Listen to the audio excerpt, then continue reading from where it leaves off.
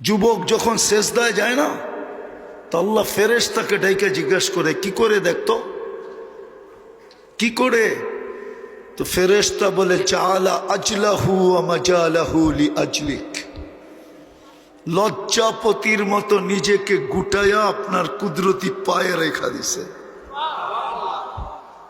আল্লাহ সাথে সাথে বলে, ইন্নী উবাহি বিহিল মালাইকা, ও ফেরেশতারা, আমি তোমাদের উপরে এই যুবককে নিয়ে গৌরব করি, গৌরব গৌরব গৌরব গৌরব। দ্বিতীয়টা শুনবা, আল্লাহ বলে, হাদা আবদি হাক্কা, এই যুবক আমার পারফেক্ট বান্দা। যখন যুবক মনের ভিতর থেকে, মনের থেকে সেজদার তসবিহ পড়ে না, সুবহান বলে যখন চিৎকার দেয়, সুবহান, আল্লাহ তুই পবিত্র।